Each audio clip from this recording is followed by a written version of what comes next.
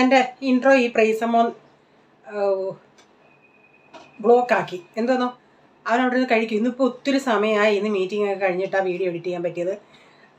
പിന്നെ അത് കഴിഞ്ഞ് കുറച്ച് മീറ്റിംഗ് കഴിഞ്ഞിട്ട് കുറച്ച് എനിക്ക് ഇത്തിരി ജോലി അടുക്കളയിലുണ്ടായിരുന്നു. അതൊക്കെ ചെയ്തിട്ട് വന്നേ ഉള്ളൂ. അപ്പോൾ എന്നോട് അവൻ പറയാം, മമ്മി വീഡിയോ ഒന്ന് പോസ്റ്റ് ചെയ്യ്, മമ്മിയുടെ ഡ്രസ്സൊക്കെ മീൻസ് എന്താ, എനിക്ക് ചില വീടുകൾ അങ്ങ് ഹിന്ദി വന്നു പോകും. അതാണ് ഞാൻ ഈ ബബ്ബ അടിക്കുന്നത്. വിയർപ്പ് പോലുണ്ട്. മമ്മി അത് കണ്ടില്ലയോ, മമ്മി ഡ്രസ്സ് മാറ്റുന്നു.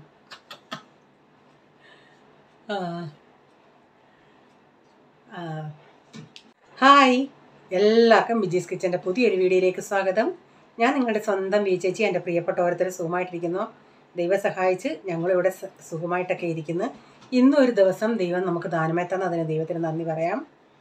അപ്പം ആദ്യമായിട്ട് ഇന്നലത്തെ വീഡിയോയിൽ കമൻസ് ഇട്ട എല്ലാവർക്കും ഒത്തിരി നന്ദിയുണ്ട്. പുതിയ ആൾക്കാർക്കും പഴയ ആൾക്കാർക്കും. അപ്പം ഞാൻ കമൻറ്റിനൊന്നും ഞാൻ പറഞ്ഞില്ലേ, ഇന്നലെ 3 ദിവസത്തെ കമൻറ്റ് അടുപ്പിച്ചിരുന്ന് അതിന് റിപ്ലൈ കൊടുത്ത് ഇത്തിരി ബിസി ആണ് ഞാനിപ്പം. ഇപ്പോൾ ഓണമൊക്കെ വരുമല്ലേ, അപ്പോൾ എല്ലാവർക്കും നാരങ്ങയൊക്കെയും മാങ്ങ അങ്ങനെയൊക്കെയുള്ള അച്ചാറുകൾ വേണം. അതുകൊണ്ട് അതിൻ്റേതായിട്ടൊക്കെ ഇനിയിപ്പോൾ ഉടനെ ബീഫൊക്കെ പോയി വാങ്ങിച്ചുകൊണ്ട് വന്ന് അത് അച്ചാറിടണം. ദൈവം സഹായിച്ച് ഇങ്ങനെയൊക്കെ അങ്ങ് പോകുന്നു. ദൈവം ആരോഗ്യം പോലും തരട്ടെ എന്ന് പ്രാർത്ഥിക്കുന്നു. പിന്നീട് എന്താ, അപ്പോൾ ഇന്നലെ കമൻറ്റിൽ ചിലർ ചോദിച്ചു, പ്രൈസർ അടി കിട്ടുവേ,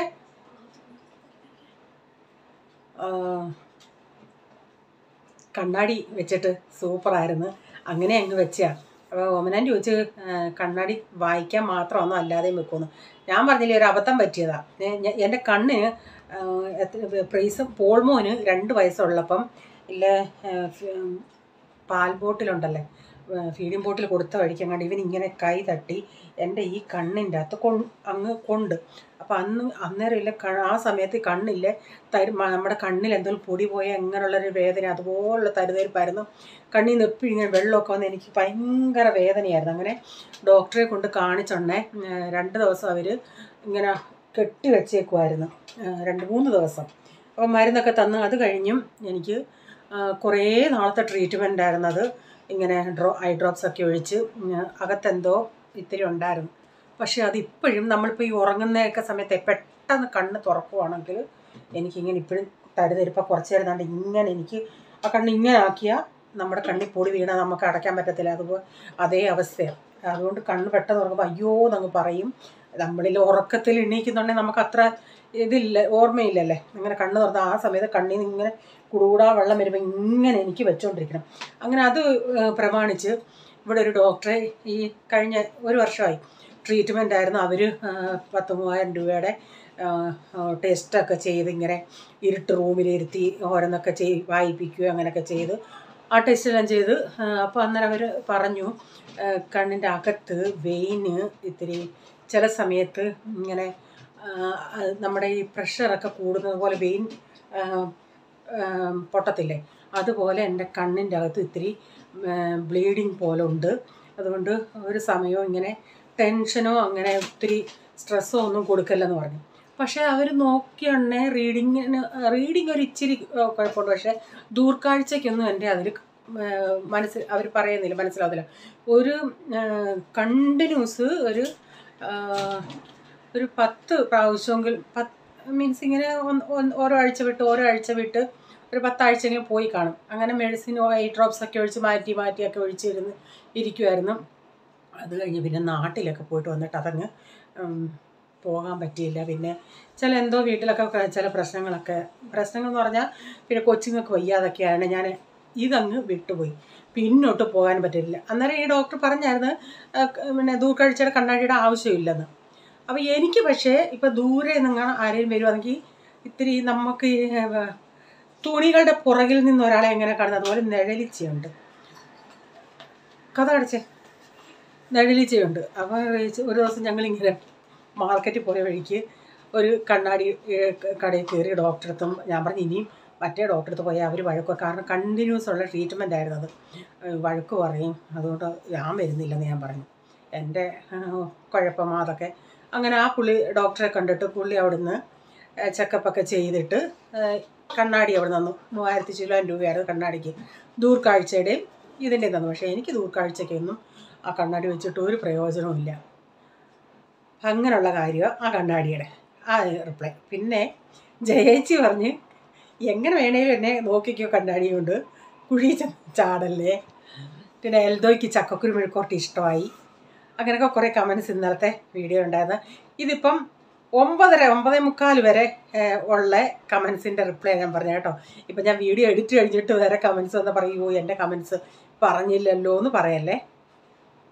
അപ്പോൾ എല്ലാവർക്കും ഞാനിത് പ്രത്യേകിച്ച് ഇത്രയും പേര് ഇങ്ങനെ എടുത്ത് ചോദിച്ചത് കൊണ്ട് പറഞ്ഞേ ഉള്ളൂ. എല്ലാവരും തന്ന കമൻസിന് എല്ലാവരും പറഞ്ഞ് നല്ല കുക്കിങ്ങാ, വിജിയുടെ വീഡിയോ ഇഷ്ടമോ അങ്ങനെ പറഞ്ഞ് എല്ലാവർക്കും ഒത്തിരി നന്ദിയുണ്ട്. അപ്പോൾ ഇന്നും ഒരു ചെറിയ വീഡിയോയാ. നമുക്കിനി വീഡിയോയിലോട്ട് പോവാം കേട്ടോ.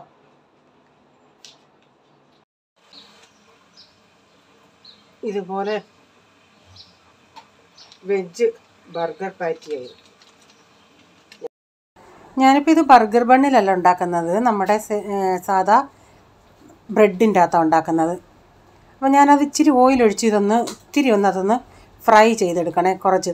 ചിലപ്പോൾ കൊണ്ടുവരുന്നത് മൊത്തം പൊടിഞ്ഞിരിക്കും, എടുക്കുമ്പം പ്രയാസമാണ്. ഞാനിതിപ്പോൾ ഒത്തിരി സൂക്ഷിച്ചാണ് എടുക്കുന്നത്. അപ്പോൾ ഞാനിത് 2-3 എണ്ണം വെച്ച് തിരിച്ചിടുമ്പോഴൊക്കെ സൂക്ഷിച്ച് തിരിച്ചിട്ടില്ലെങ്കിൽ അതങ്ങ് പൊടിഞ്ഞു പോകും. അപ്പോൾ ഇത് ഇങ്ങനെ വെച്ചിട്ട് നമ്മുടെ ആ ടോസ്റ്റർ ഉണ്ടല്ലോ, ഞാൻ ആ ഗ്യാസേ വെച്ചുണ്ടാക്കുന്നത്, അതിൻ്റെ അകത്ത് വെച്ചിട്ടെടുക്കാം. അപ്പം അതങ്ങ് ജോയിൻ്റ് ആയിട്ടിരിക്കും, കഴിക്കാനും നല്ലതാണ്. നല്ല സൂപ്പർ ടേസ്റ്റായിരുന്നു. പക്ഷേ ഇതിൻ്റെ അകത്ത് ഇനിയും മല്ലിയില ഈ ഗ്രീൻ ചട്നിയോ ടൊമാറ്റോ സോസോ ഒക്കെ തേക്കുവാണെങ്കിൽ കുറച്ചുകൂടെ നല്ലതായിരുന്നു. ഞാനങ്ങ് പ്ലെയിനായിട്ടുണ്ടാക്കി. പക്ഷേ പിള്ളേർക്കൊക്കെ ആകുമ്പോൾ അതൊക്കെ ആയിരിക്കും കുറച്ചുകൂടെ ഇഷ്ടം. അതിപ്പോൾ ഞാൻ എല്ലാവർക്കും ഒന്ന് ഉണ്ടാക്കിയെടുക്കട്ടെ. അപ്പോൾ എല്ലാവർക്കും ഓരോ ചായയും കൂടെ കുടിക്കുമ്പോഴത്തേന് വയറ് നിറയും. അപ്പോൾ ഇതെല്ലാം ഞാനിങ്ങനെ ഉണ്ടാക്കി ചൂടോടെ അവർക്കെല്ലാം കൊടുത്തു. അതിനുശേഷം പിന്നെ അരി കഴുകി അടപ്പത്തിടാമെന്ന് വെച്ച് രാവിലെ.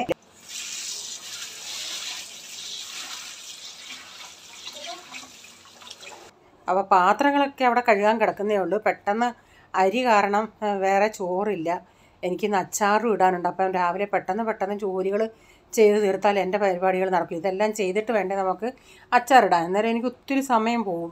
അതുകൊണ്ട് അരിയെല്ലാം ഒന്ന് കഴുകിയിടട്ടെ. ഇപ്രാവശ്യം അല്ലെങ്കിൽ തന്നെ നല്ല വേവുള്ള, ഇപ്രാവശ്യം കിട്ടിയത് കുറേയും കൂടെ വേവുള്ള അരിയാണ്.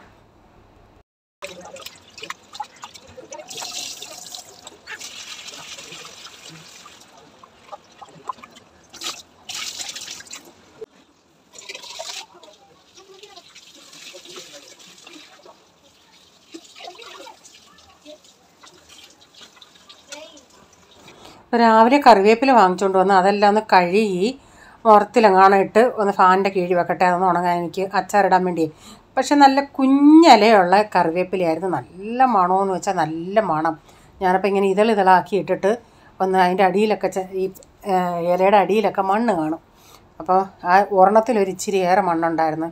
അതുകൊണ്ട് അതൊന്ന് കഴുകിയിട്ട് വീണ്ടും വെള്ളത്തിലോട്ടിട്ട് ഒലച്ച് കഴുകിയെടുക്കാമെന്ന് വെച്ച്. ചില കറിവേപ്പിലയുണ്ട് വലിയ ഇലയായിരിക്കും, പക്ഷേ കാട്ടുകറിവേപ്പില പോലെ മണമൊന്നും കാണത്തില്ല. ഇതിന് നല്ല മണമുണ്ട്, കണ്ടാൽ തന്നെ അറിയാം നല്ല കുഞ്ഞിലയല്ലേ. കറിവേപ്പില ഇങ്ങനെ വെള്ളത്തിൽ ഇട്ടിട്ട് പിന്നെ പാത്രങ്ങളൊക്കെ കഴുകാനുണ്ടായിരുന്നു. പാത്രങ്ങളൊക്കെ കഴുകിയെടുത്തു. പിന്നെ പാത്രങ്ങളൊക്കെ കഴുകിയെടുത്ത് വരുമ്പോഴത്തേന് കുറച്ച് സമയമായി. അത് ഇച്ചിരി കാര്യങ്ങളൊക്കെ ഉണ്ടാകും. അതെല്ലാം ചെയ്ത് കഴിഞ്ഞ് വന്നപ്പോഴത്തേക്കും നമ്മുടെ കറിവേപ്പില ഒന്ന് കഴുകി വെള്ളം വാലാനി കിഴുത്തപാത്രത്തിലോട്ട് ഇട്ട് വെച്ചിട്ടുണ്ട്. ഇച്ചിരി നേരം ഇങ്ങനെയൊക്കെ ഒന്ന് ആക്കി ഇവിടെ തന്നെ വെക്കും. പിന്നെ അത് കഴിഞ്ഞ് ഞാൻ ഇച്ചിരി നേരം ഒന്ന് വെളിയിലോട്ട് കൊണ്ട് വെച്ചായിരുന്നു. അത് കഴിഞ്ഞ് പിന്നെ ഫാനിൻ്റെ കീഴിലിങ്ങനെ നിരത്തിയിടും. അപ്പോൾ ഇന്നലെയും വൈകിട്ടും ജോലി തിരക്കായതുകൊണ്ട് പച്ചക്കറിയൊന്നും അരിഞ്ഞു വെക്കാൻ പറ്റിയില്ല. അപ്പം രാവിലെ എനിക്ക് സമയം കിട്ടിയില്ല. രാവിലെയും ഇങ്ങനെ പല കാര്യങ്ങളായിരുന്നു. വീഡിയോയിലെല്ലാം ഒന്നും കാണിക്കാൻ പറ്റിയില്ല. എങ്കിലും വീഡിയോയും കൂടെ ഞാൻ എടുത്തുകൊണ്ട് നിൽക്കുമ്പോൾ എൻ്റെ സമയം ഒത്തിരി പോവും. അതുകൊണ്ട് ഞാൻ പെട്ടെന്ന് ഇത്തിരി ചെറുപയർ അങ്ങ് തോരൻ വെക്കാമെന്ന് വെച്ച് പെട്ടെന്ന് ചെറുപയറും ഒരു മോരുകറിയും കൂടെ ആകുമ്പം പിന്നെ മോരുകറിയും ഞാൻ ചിന്തിച്ച് വെൻസി ഇത്തിരി ഉണക്കമീൻ കൊടുത്ത് വിട്ടായിരുന്നു, അതുകൂടെ ഒന്ന് വറക്കാമെന്ന്.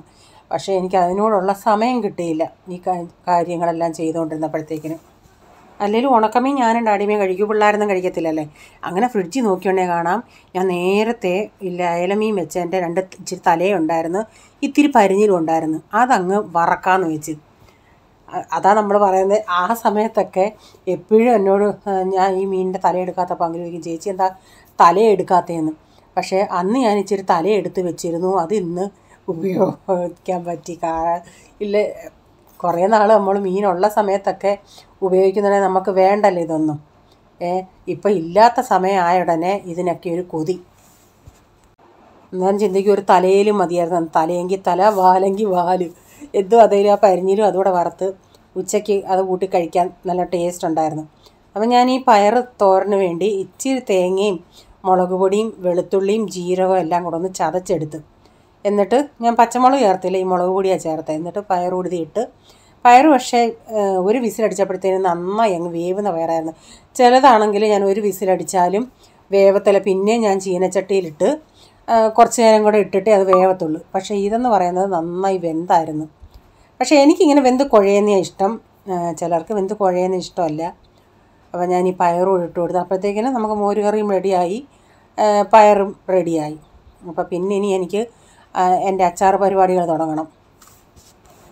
പക്ഷേ ഇങ്ങനെയുള്ള ജോലികൾ, ഈ അച്ചാർ പരിപാടിയുള്ള സമയത്ത് എനിക്ക് ആഹാരം കഴിക്കാൻ തോന്നില്ല. അങ്ങനെയുള്ള സമയത്ത് ഞാൻ ഒരു കോഫി എങ്ങാനും ഉണ്ടാക്കിയിട്ട് ചിലപ്പോൾ അന്നേരം തോന്നും നമ്മുടെ നാട്ടിൽ പനിയൊക്കെ വരുന്ന സമയത്തില്ലേ ബന്നി മുക്കി തിന്നത്തില്ലേ, അതുപോലെ മുക്കി തിന്നാൻ തോന്നും. പക്ഷേ ആ സമയത്ത് ബന്നി കാണത്തില്ല, പിന്നെ ഒരു കോഫിയിലൊക്കെ അങ്ങ് നിൽക്കും. അത് ശരിയല്ലെന്ന് എനിക്കറിയാം, പലരും എന്നോട് പറഞ്ഞിട്ടുണ്ട്. പക്ഷേ ആ സമയത്ത് നമുക്കങ്ങോട്ട് പറ്റത്തില്ല കഴിക്കാൻ. അപ്പോൾ ഈന്തപ്പഴവും നാരങ്ങയും കൂടെയുള്ള അച്ചാറാണ് ഇടേണ്ടത്. അപ്പോൾ ഈന്തപ്പഴം ഞാൻ 1 കിലോ വാങ്ങിച്ച് അതൊന്ന് കഴുകി എടുക്കുന്നുണ്ട്. ഇത് കഴുകിയിട്ട് എനിക്ക് പിന്നെ ഇനി അതിൻ്റെ അരിയൊക്കെ കളഞ്ഞൊന്ന് അരിഞ്ഞെടുക്കണം. അപ്പോൾ അതിൻ്റെ അകത്ത് അഴുക്കൊക്കെ കണ്ടില്ലേ, അപ്പോൾ 1-2 പ്രാവശ്യം ഞാനൊന്ന് കഴുകി എടുത്തിട്ടുണ്ട്. അതൊക്കെ അരിഞ്ഞെടുത്തതിന് ശേഷം പിന്നെ നമ്മൾ ഇഞ്ചിയും വെളുത്തുള്ളിയും കറിവേപ്പിലയും എല്ലാം കൂടെ ഒന്ന് വഴറ്റി എടുക്കുന്നുണ്ട്. ഞാൻ മൊത്തം എനിക്ക് വീഡിയോ ഞാൻ എടുത്തില്ല, ഞാൻ കുറേ പ്രാവശ്യം ഇങ്ങനെ ഇതിൻ്റെയൊക്കെ വീഡിയോ ഇട്ടിട്ടുണ്ട്. അപ്പം ഇന്നിപ്പോൾ ഞാൻ കുറച്ചേ എടുത്തുള്ളൂ. ഇതെല്ലാം ഇട്ടിട്ട് പിന്നെ നാരങ്ങയൊക്കെ ഇട്ട് വൈകുന്നേരം ആയപ്പോഴത്തേക്കിനൊക്കെ എനിക്ക് നാളെ തന്നെ അത് ചിലർക്ക് പായ്ക്കും ചെയ്യണമായിരുന്നു. അപ്പം നമ്മുടെ ഈന്തപ്പഴവും നാരങ്ങയും കൂടെയുള്ള അച്ചാറൊക്കെ റെഡി ആയിട്ടുണ്ട്. ചിലർക്ക് ഇത് ഭയങ്കരമായിട്ട് ഇഷ്ടപ്പെടും, ചിലർക്ക് മധുരം, ഈ റേച്ചാൻ്റെ കൂട്ടുള്ള ആൾക്കാരാണെങ്കിൽ ഈ അച്ചാർ ഇഷ്ടപ്പെടത്തില്ല. കാരണം റേച്ചാൻ ഒരു ഇച്ചിരിയെങ്കിലും മധുരം ഉണ്ടെങ്കിൽ ഇഷ്ടമല്ല. കാരണം ബിരിയാണിക്കൊക്കെ ഇത് നല്ല അടിപൊളിയായി. എനിക്ക് പക്ഷേ ഇത്തിരി മധുരം ഉള്ളത് ഭയങ്കര ഇഷ്ടമാണ്. കറിയാന്നേലും ഇച്ചിരി മധുരമുള്ള ഓമയ്ക്കയോ അങ്ങനെയുള്ള കറികളൊക്കെ എനിക്കിഷ്ടം. പക്ഷേ ഇവിടെ റേച്ചാൻ അത് നേരെ തിരിച്ചാണ്. അപ്പോൾ നമ്മുടെ ഇന്നത്തെ വീഡിയോയിലെ വിശേഷങ്ങൾ ഇതൊക്കെയായിരുന്നു. നിങ്ങൾക്ക് വീഡിയോ അല്പമെങ്കിലും ഇഷ്ടമായെങ്കിൽ ഷെയർ ചെയ്യാനും നിങ്ങളുടെ അഭിപ്രായം കമൻറ്റിൽ കൂടെ അറിയിക്കണേ. സബ്സ്ക്രൈബ് ചെയ്തിട്ടില്ലെങ്കിലൊന്ന് സബ്സ്ക്രൈബ് കൂടെ ചെയ്തേരെ. എന്നിട്ട് ആ ബെല്ലേക്ക് ബട്ടണോടെ പ്രസ് ചെയ്യുകയാണെങ്കിൽ ഓളം എന്നൊരു ഓപ്ഷൻ വരും, അതോടെ പ്രസ് ചെയ്യുകയാണെങ്കിൽ ഞാനിടുന്ന വീഡിയോയുടെ നോട്ടിഫിക്കേഷൻ നിങ്ങൾക്ക് എന്നും വരുന്നതായിരിക്കും. ഇനി ഒരു പുതിയ വീഡിയോയുമായി വരും വരെ bye, god bless you all, thank you, take care, bye, see U.